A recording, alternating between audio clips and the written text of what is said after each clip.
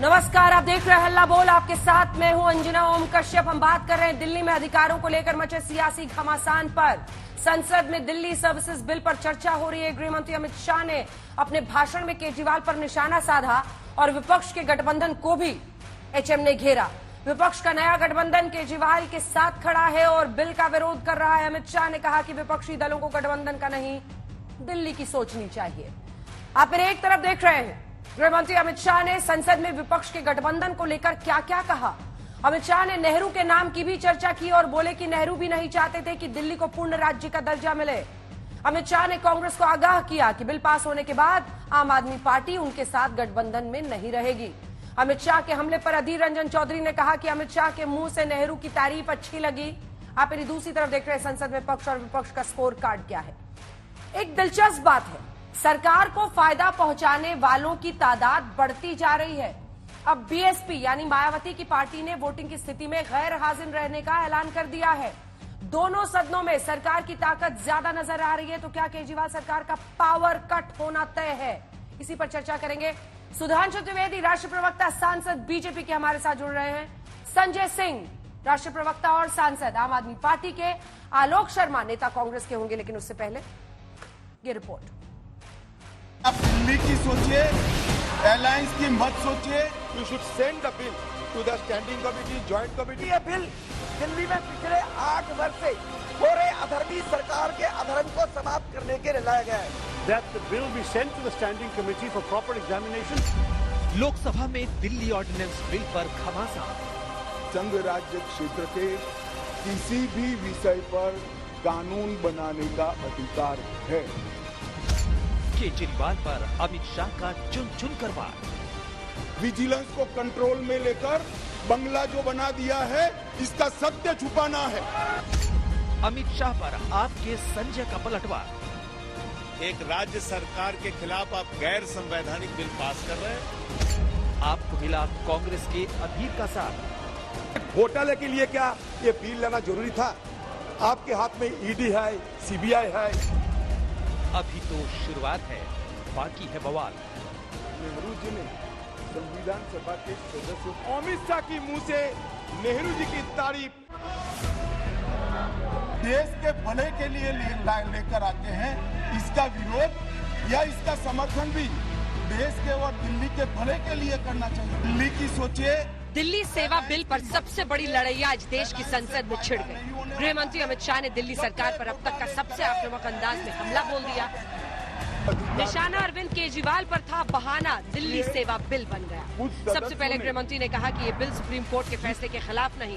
कुछ सदस्यों ने यह भी कहा, हाथ में सुप्रीम कोर्ट के जजमेंट रखकर, कि ये सर्वोच्च अदालत के आदेश के उल्लंघन कर इसको लाया गया है। सर्वोच्च अदालत के निर्णय को जो उन्होंने रिफर किया है, उसके पैरा 86, पैरा 95 और विशेष कर पैरा 164 F की ओर मैं ध्यान आकर्षित करना चाहता हूं। उसमें स्पष्टता से कहा है कि संसद को 239 AA के तहत दिल्ली संघ राज्य क्षेत्र के किसी भी विषय पर कानून बनाने का अधिकार है।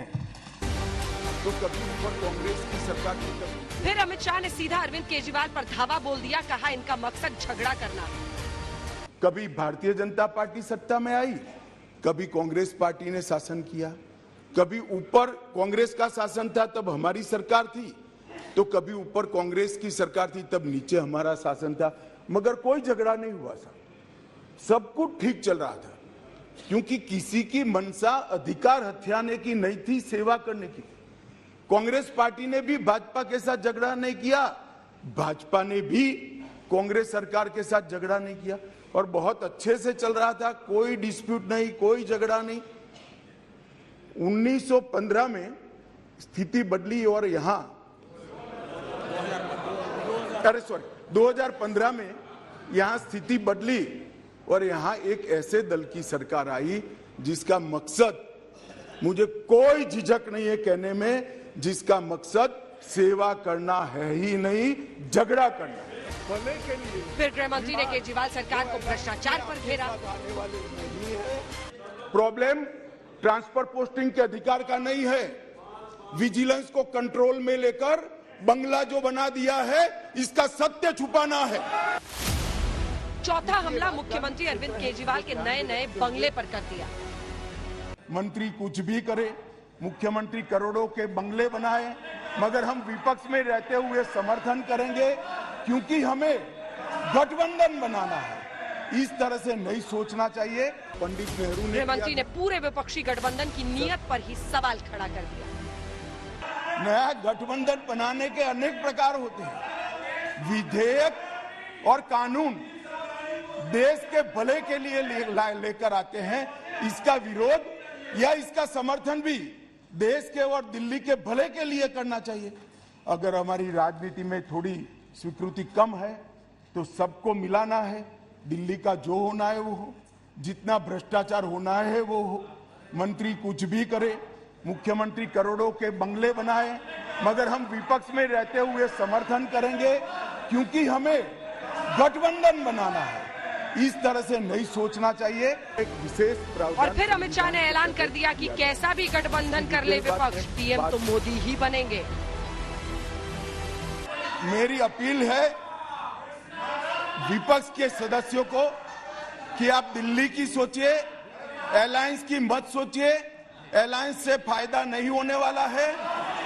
अलायंस होने के बाद भी पूर्ण बहुमत से नरेंद्र मोदी प्रधानमंत्री बनने वाले हैं। अलायंस कर आप अगर ऐसा सोचते हो कि जनता का विश्वास हासिल कर दिया जाएगा, जनता का विश्वास आपको मिला था, मगर जिस तरह से 10 साल यूपीए ने शासन चलाया, 12 लाख करोड़ के घपले घोटाले करे, इसलिए आज वहां बैठे। गृह मंत्री ने ये दावा भी कर दिया कि बिल पास होने के बाद आम आदमी पार्टी कांग्रेस के साथ नहीं रहेगी। मैं बता देता हूं विशेषकर कांग्रेस पार्टी वालों को कि ये बिल पारित होने के बाद वो अलायंस में आपके साथ आने वाले नहीं है। गृह मंत्री अमित शाह ने सदन में जवाहरलाल नेहरू को कोट किया।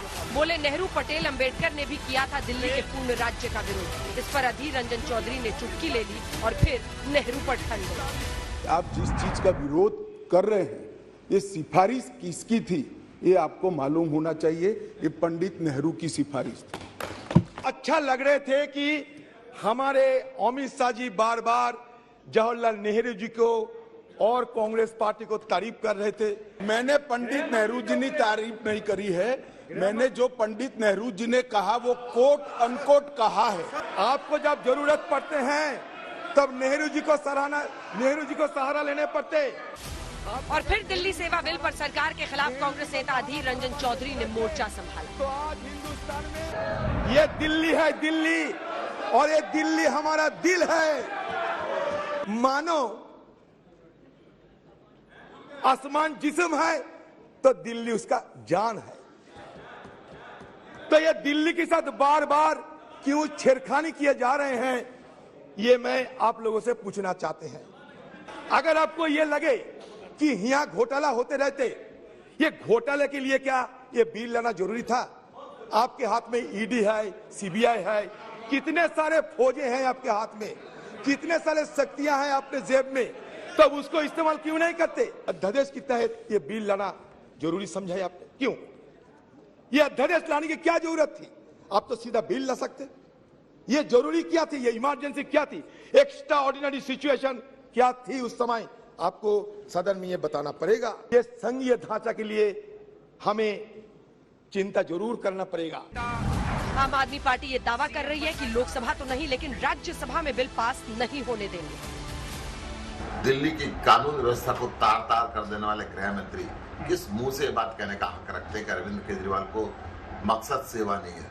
अगर सेवा मकसद नहीं होता तो दिल्ली के अंदर शिक्षा, चिकित्सा, बिजली, पानी का तारीफ भारतीय जनता पार्टी वाले भी नहीं करते। क्या होगा? तैयारी है, राज्यसभा में बिल गिरेगा। भ्रष्टाचार में पौने दुर्योधन ने जनता के सामने तो कहा था भ्रष्टाचार खत्म कर दूंगा, राम राज्य लेकर आऊंगा।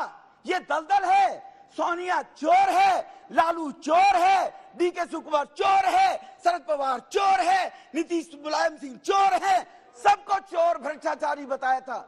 इसीलिए बताया सर, हमने नहीं बताया, इसीलिए बताया था, हमने नहीं बताया। ये सब चोर बैठे हैं सर, एक पर केजरीवाल, और बाद में इन्हीं की झूले में झूलने लगा के। और अभी 2 बजे मैंने सुना कि अमित शाह नेहरूवादी हो गए। आज संख्या बल के आधार पर एक राज्य सरकार के खिलाफ आप गैर संवैधानिक बिल पास कर रहे हैं। सुप्रीम कोर्ट में दूर दूर तक ये बिल कहीं टिकेगा नहीं, रुकेगा नहीं। वैसे दिल्ली सेवा बिल पर सरकार का पक्ष नंबर गेम में मजबूत होता दिख रहा है। जगन रेड्डी, चंद्रबाबू नायडू और नवीन पटनायक के बाद अब सरकार को मायावती का भी साथ मिलने की खबर है। आज तक ब्यूरो। आइए चर्चा की शुरुआत करते हैं। जोरदार पैनल हमारे साथ है। सुधांशु त्रिवेदी जी सांसद बीजेपी के, संजय सिंह सांसद आम आदमी पार्टी के, आलोक शर्मा जी प्रवक्ता कांग्रेस पार्टी के हमारे साथ जुड़ रहे हैं। सबसे पहले सुधांशु जी, यह आरोप है आम आदमी पार्टी का, कांग्रेस का, कि आप छेड़खानी कर रहे हैं दिल्ली के साथ, आप चुनी हुई सरकार का पावर कट कर रहे हैं, आप उनके पर कतर रहे हैं, आप पिछले दरवाजे से उनके अधिकारों का हनन कर रहे हैं इस बिल को लाकर। जवाब दीजिए। देखिए, माननीय गृह मंत्री जी ने बहुत स्पष्ट किया है कि यह तो कांग्रेस के उन संस्थापक नेताओं का विचार था जिनकी की ये कस्में खाते हैं। तो उन्होंने सिर्फ एक आईना दिखाया। या तो आज कांग्रेस कह दे कि नेहरू जी, सरदार पटेल साहब, राजेंद्र प्रसाद जी, बाबा साहब अम्बेडकर सब गलत थे। उन्होंने साफ साफ कह दिया। दूसरी बात, इन्होंने कहा कि हम चुनी हुई सरकार के विरुद्ध हैं। तो मैं पूछना चाहता हूं, दिल्ली एक केंद्र शासित प्रदेश है, चुनी हुई सरकार का मतलब क्या होता है? केंद्र शासित प्रदेश के लिए चुनी हुई सरकार केंद्र है अथवा वो यूनियन टेरिटरी की विधानसभा है। यदि वो अपने को मानते हैं, बिल्कुल मानता हूं, वो भी चुने हुए हैं, उनका भी अधिकार है, पर केंद्र का अधिकार निश्चित रूप से उस चुनी हुई सरकार का अधिकार, उस अधिकार से ऊपर है। और यह तो अंजना जी पूर्ण राज्य के संदर्भ में भी संविधान में व्यवस्था है। यदि किसी विषय के ऊपर किसी राज्य से पारित विधेयक और केंद्र से पारित विधेयक में मतभेद होगा तो केंद्र का विधेयक प्रिवेल करेगा। यह तो राज्य भी नहीं है, यह तो एक केंद्र शासित प्रदेश है जिसमें विधानसभा है। तो इसलिए चुनी हुई सरकार की यह बात करते हैं तो वास्तविकता तो यह है कि चुनी हुई सरकार की अवमानना करते हुए ये देश के चुने हुए प्रधानमंत्री की अवमानना करते हैं। अच्छा, रही बात इसकी कि यह पावर की बात कहते हैं, तो आज तो गृह मंत्री जी ने बहुत स्पष्ट कर दिया। आखिर जिन लोगों को ये सार्वजनिक रूप से चोर, बेईमान जैसे अलंकरणों से विभूषित करते थे, आज उनके साथ किस लिए खड़े हैं? पावर के लिए नहीं खड़े हैं तो क्या सिद्धांत के लिए खड़े हैं, या सेवा के लिए खड़े हैं, या मूल्यों के लिए खड़े हैं? 100% सत्ता की राजनीति के लिए खड़े हैं। और दोनों के दिल में इतनी बड़ी गांठें पड़ी हैं कि कांग्रेस को लगता है कि पूरी सल्तनत तबाह दिल्ली की उन्होंने कर दी, पंजाब की पूरा जो राज्य था वो ले गए, गुजरात में सेंध लगा दिया, इसके बावजूद कांग्रेस को समर्थन करना पड़ रहा है। तो कांग्रेस कितने आधे अधूरे सुधांशु जी मन से इनका साथ दे। सुधांशु जी, एक सेकंड, खबर आ रही है, वो सुन लीजिए, फिर अपनी बात पूरी कीजिएगा और इस पर भी रिएक्शन दे दीजिएगा। अरविंद केजरीवाल, दिल्ली के मुख्यमंत्री, ने कहा है दिल्ली वालों को लाचार बनाने वाला ये बिल है। उन्होंने कहा कि मैंने गृह मंत्री को, अमित शाह को संसद में बोलते सुना, दिल्ली वालों को गुलाम बना देगा ये बिल, लाचार बना देगा, इंडिया ऐसा कभी नहीं होने देगा, अमित शाह के पास कोई वाजिब तर्क नहीं है। अरविंद केजरीवाल कह रहे हैं कि ये दिल्ली वालों को लाचार बता देगा, कोई वाजिब तर्क नहीं था, फालतू बातें कर रहे थे, ये कह रहे हैं वो सीधा। सुधांशु जी, इस पर रिएक्ट कीजिए। देखिए, देश को भली भांति ही पता है कि कौन फालतू की बातें करता है। दिल्ली लाचार और बेबस तो तब से हो गई जब से कि इनकी पार्टी की सरकार आ गई। बाढ़ नियंत्रण अथॉरिटी की 2 वर्षों से बैठक नहीं हुई। याद करिए दिल्ली में सेकेंड वेव में क्या स्थिति थी, जबकि दिल्ली और मुंबई तो वो क्षेत्र हैं जहां भारत में सबसे अच्छी स्वास्थ्य सुविधाएं हैं, सबसे बेहतरीन स्वास्थ्य सुविधाएं हैं। और ये उस समय याद करिए, लाचारी का आलम यह था कि रोज प्रेस कॉन्फ्रेंस करते थे कि हमारे पास ऑक्सीजन नहीं है, और जब ऑक्सीजन प्रोवाइड कराई गई तो ये उतनी ऑक्सीजन ले नहीं पाए और टर्निंग टाइम इनके पास नहीं था, यानी कंज्यूम नहीं कर पा रहे थे।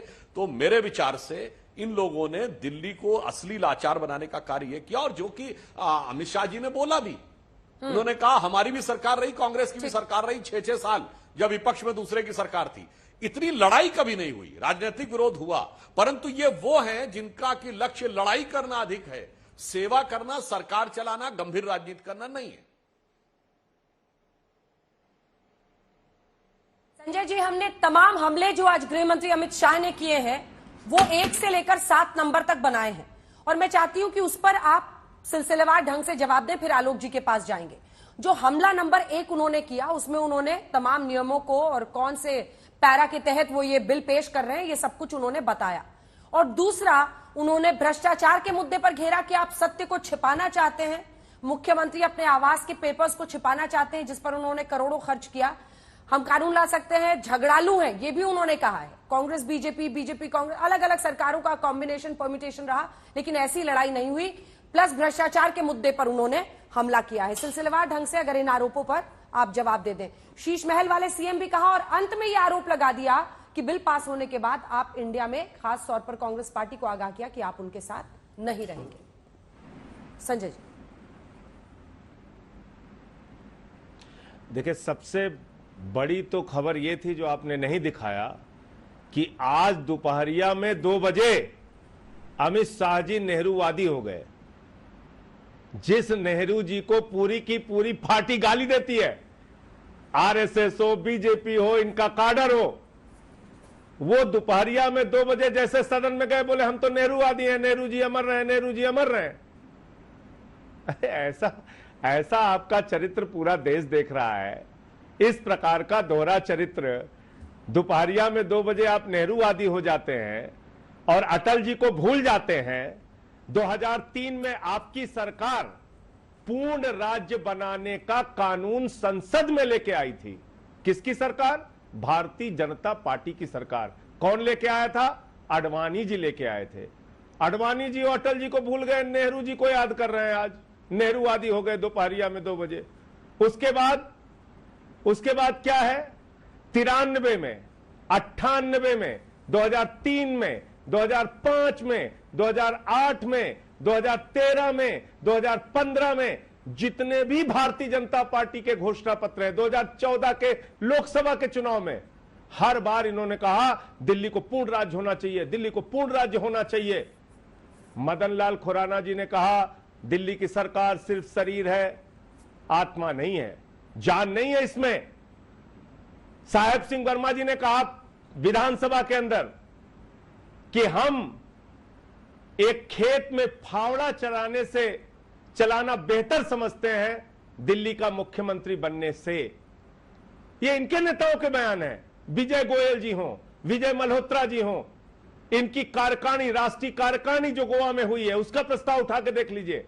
हमेशा इन लोगों ने दिल्ली को पूर्ण राज्य बनाने की वकालत की। 25 साल से दिल्ली में हार रहे हैं, 25 साल से दिल्ली में हार रहे हैं।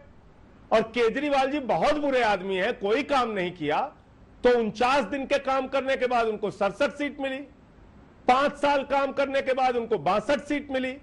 बिजली फ्री, पानी फ्री, शिक्षा फ्री, इलाज फ्री, बस की यात्रा फ्री, बुजुर्गों की तीर्थ यात्रा फ्री। उसके बावजूद मुनाफे का बजट दिया। पिछले 8 वर्षों से लगातार इंटर का रिजल्ट प्राइवेट स्कूलों से बेहतर सरकारी स्कूलों का आ रहा है। और आप कह रहे हैं हम झगड़ालू हैं। कितने बड़े झगड़ालू हैं हम लोग। 49 विधायकों पे फर्जी मुकदमा करके जेल में डाला इन लोगों ने। बाद में कोर्ट से वो लोग बरी हुए। सोमनाथ भारती का कुत्ता पकड़ने 40 दिल्ली के पुलिस वाले गए थे। हम लोग झगड़ालू हैं। दिल्ली के 2 मंत्रियों को, एक आदमी का 36 किलो वजन कम हो गया। स्वास्थ्य मंत्री दिल्ली के 1 साल तक उनको जेल में सड़ाया इन लोगों ने। दिल्ली के शिक्षा मंत्री को प्रचारित किया, 54 करोड़ की प्रॉपर्टी जब्त कर ली।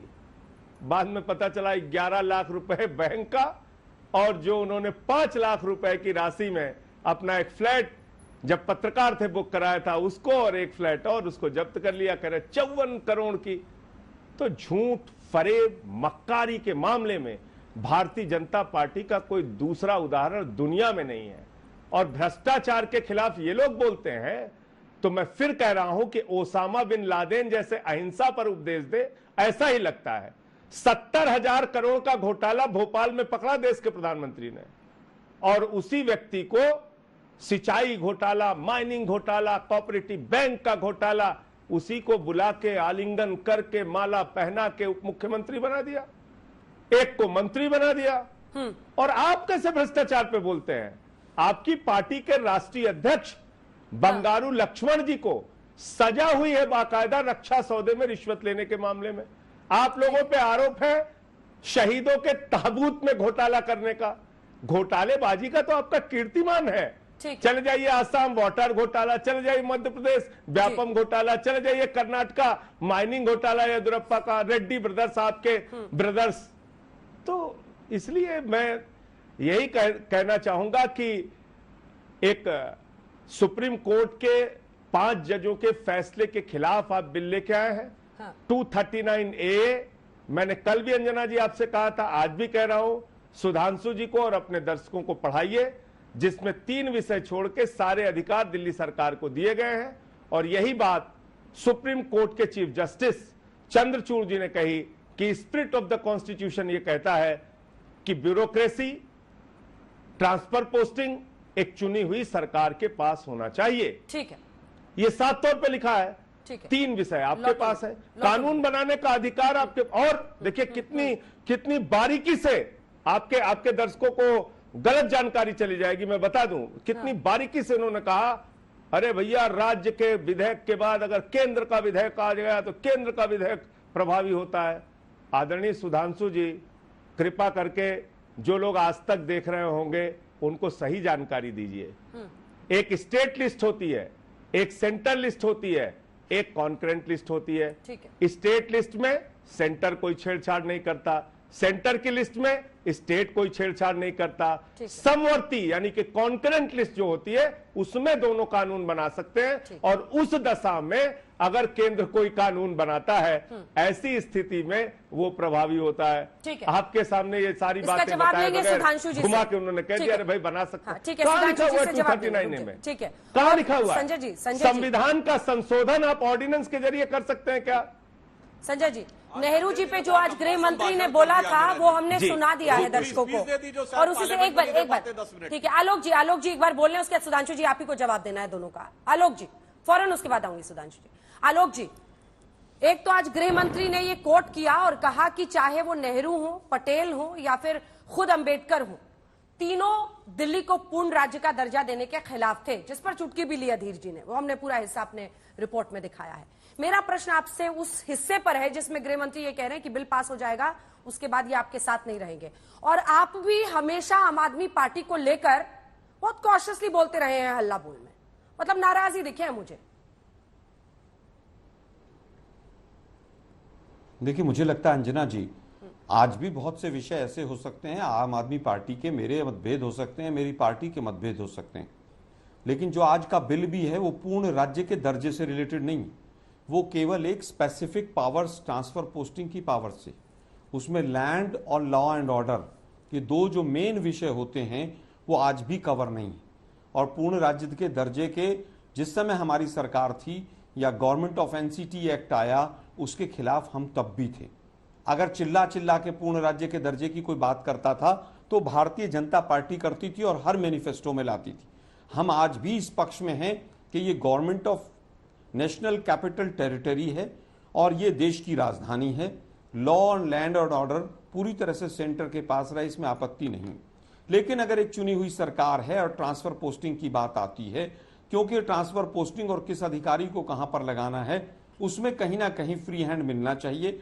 और अगर आज ये एक दिल्ली के बारे में है, कल दूसरे यूनियन टेरिटरीज और या राज्यों के बारे में भी आएगा।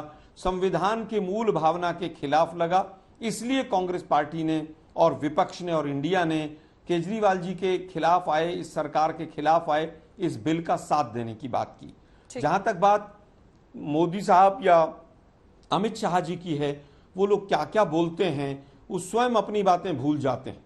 देश का गृह मंत्री अगर पार्लियामेंट में खड़ा होकर ये कहे कि 12 लाख करोड़ के घोटाले हुए थे, तो हम तो केवल यही पूछना चाहेंगे कि आप लोगों को क्या थोड़ी सी भी लज्जा नहीं आती कि आज भी आप गृह मंत्री बनने के बाद भी केवल आरोप की राजनीति कर रहे हैं।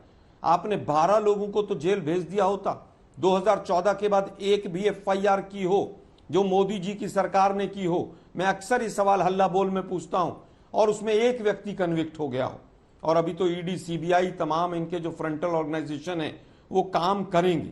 आज अभिनंदन चौधरी जी ने स्पष्ट कहा कि कानून बनाने का अधिकार है संसद के पास, इसमें कोई दो राय नहीं।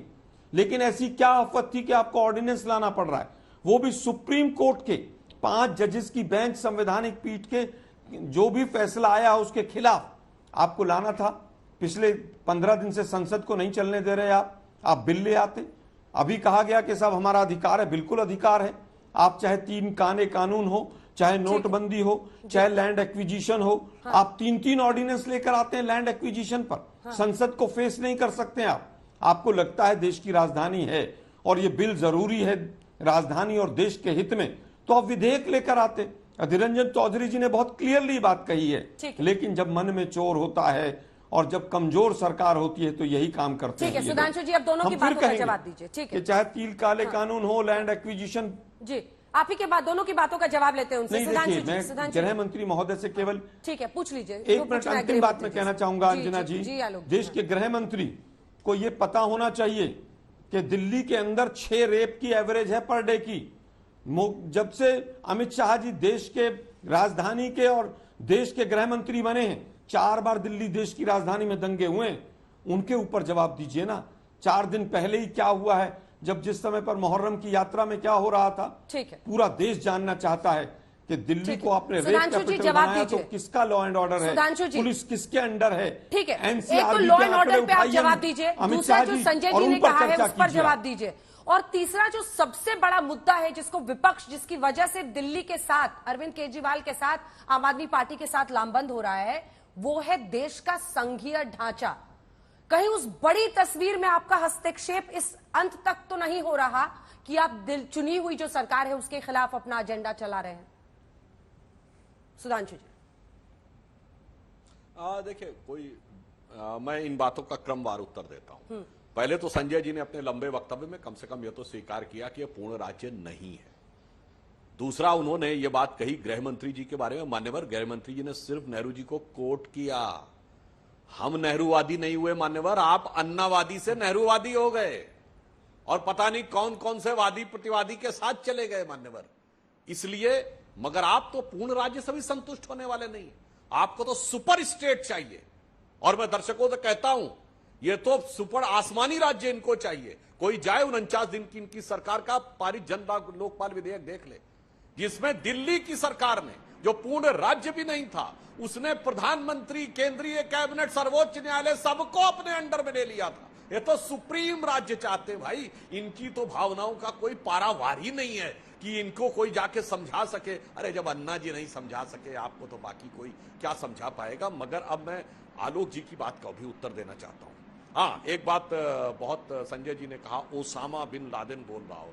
मान्यवर, आज आप उन लोगों के साथ खड़े हैं जो कहते हैं ओसामा जी, आप उनके साथ खड़े हैं जिनके मुंह से कभी निकला था हाफिज साहब, और आज तो आप उन सारे लोगों के साथ खड़े हो गए जिनके साथ आतंकवादियों की सहानुभूति हुआ करती थी। तो ये, और इसी दिल्ली में इमाम बुखारी ने एक दौर में बोला था कि हाँ, ओसामा बिन लादेन मेरा आदर्श है, और इमाम बुखारी ने दिल्ली में किस किस को समर्थन दिया है, ये दोनों पार्टियों को एक एक मौके में समर्थन दिया है। हमें समर्थन नहीं दिया तो ओसामा बिन लादेन का नाम लेने से पहले आप लोगों को बड़ी गंभीरता से विचार कर लेना चाहिए।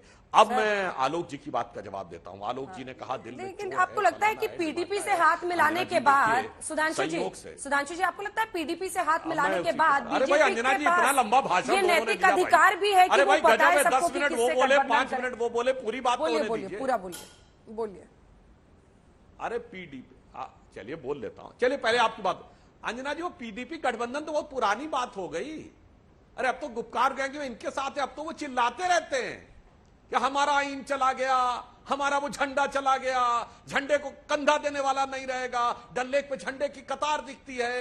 एक जमाने में पत्थरबाज दिखते थे, आज G20 दिखता है, आज इन्वेस्टमेंट के लिए। बहुत पुरानी कहानी हो गई वो, इतनी पुरानी। अब कहां उस जमाने की बातें हम लोग करते रहते हैं। अब तक तो अमित शाह जी जब लाए थे अगस्त 2019 में मोदी जी के नेतृत्व में, उसके बाद से बहुत झेलम में पानी बह गया।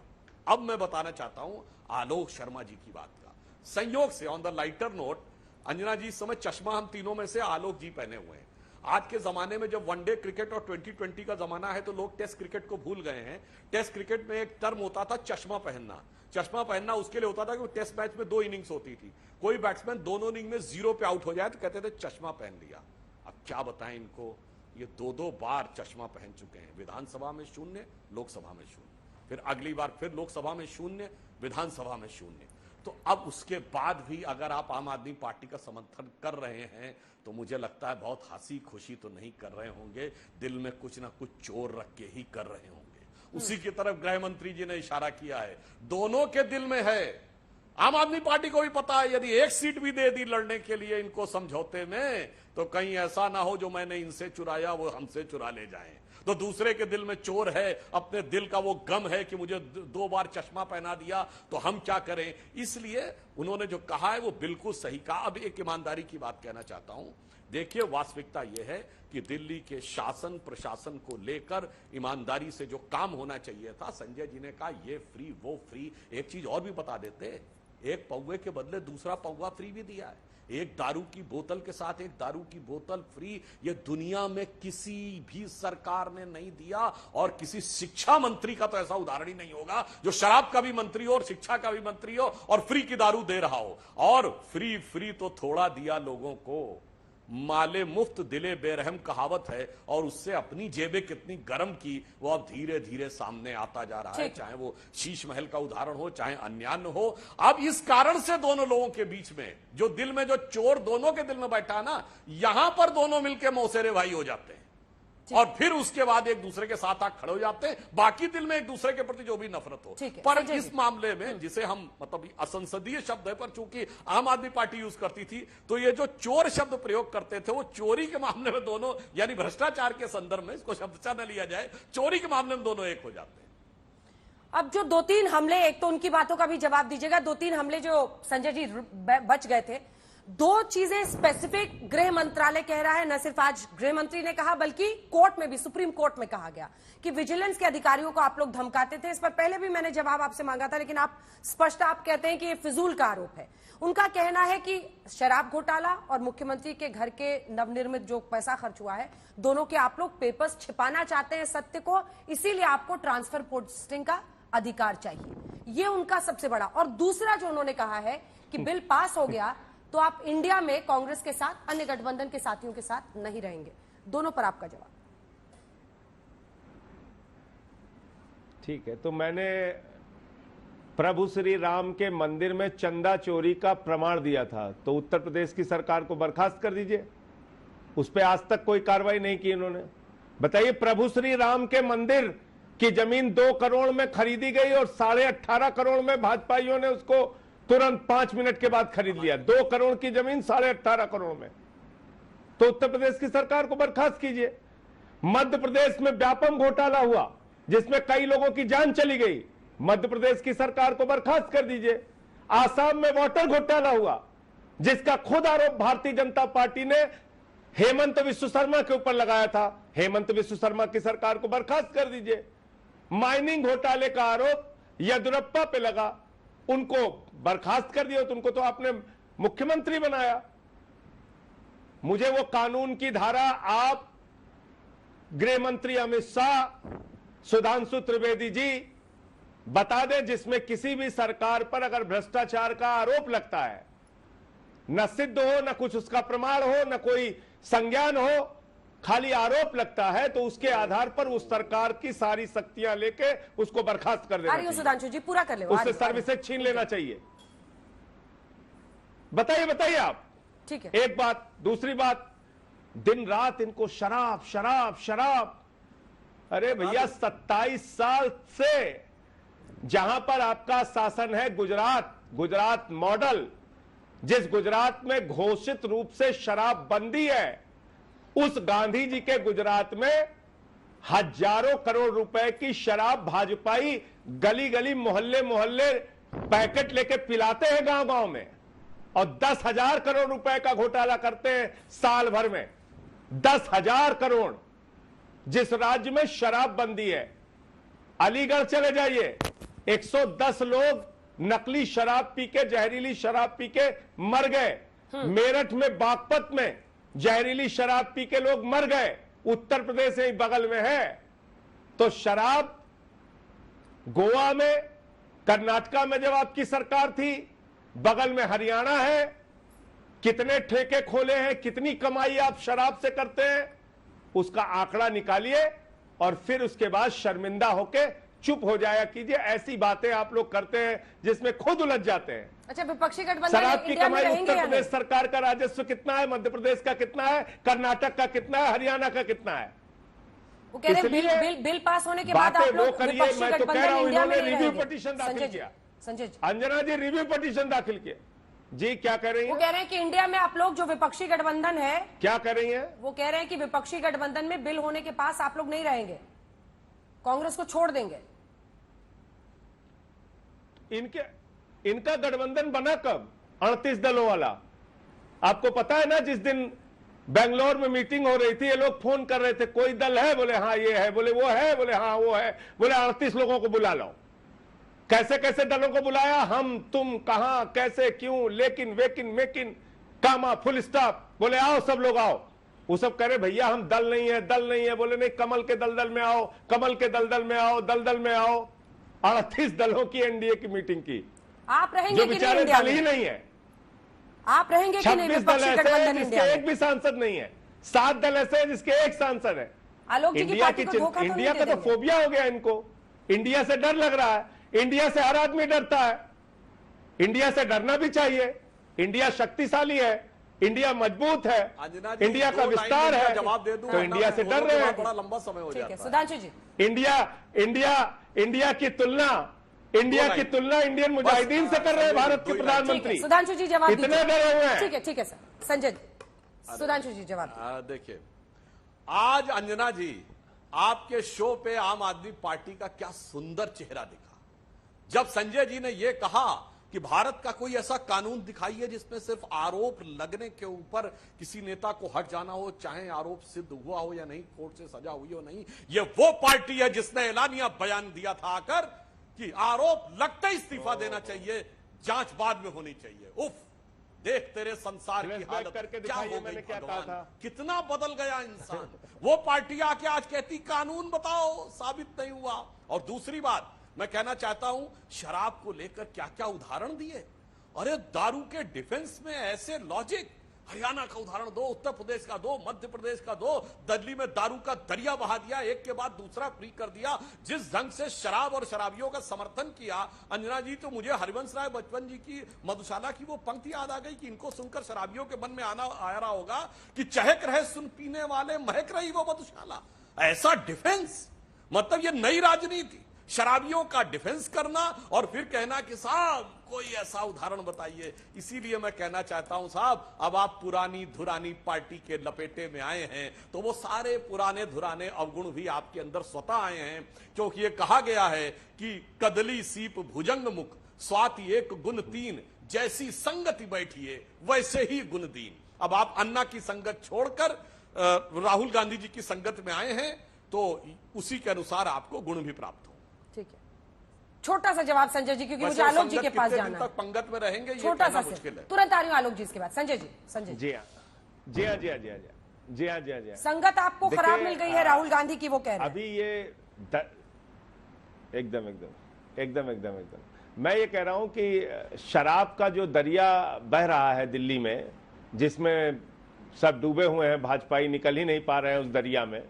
बेचारे एकदम नाक के ऊपर पानी चला गया, शराब चली गई है, नाक में भी शराब जा रही है, मुंह में भी शराब जा रही है। उसी दरिया में जो भाजपाई डूबे हुए हैं, इनसे जरा इतना पूछ लीजिए, गोवा जो एक छोटा सा राज्य है, वहां कितने शराब के ठेके हैं, दिल्ली में कितने शराब के ठेके हैं, इन्हीं से पूछिएगा, मैं नहीं जवाब दूंगा।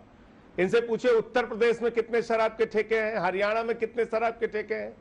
इसलिए मैं कहता हूं आपको, आप अफवाह कंपनी है। अंतरराष्ट्रीय स्तर पे अगर झूठ और अफवाह फैलाने की प्रतियोगिता हो तो भारतीय झूठा पार्टी को नंबर 1 का स्थान मिलेगा, 2 नंबर पे नहीं आएंगे आप लोग। आपने तो 3 घंटे में गणेश जी को पूरी दुनिया में दूध पिला दिया। हमारे यहाँ एक बेचारे पड़ोसी थे सेठ जी, वो कहन हमारा दूध पिए ना गणेश जी, कहन पाप के हो गया सेठ जी, यही लिए ना पियन। तो ये लोग तो ऐसे झूठ ऐसे प्रचारित करते हैं, ऐसे आतंकित करते हैं लोगों को। शराब का दरिया बह रहा है दिल्ली में, न स्कूल बना है, न अस्पताल बना है, न महिलाओं की बस की यात्रा फ्री हुई है।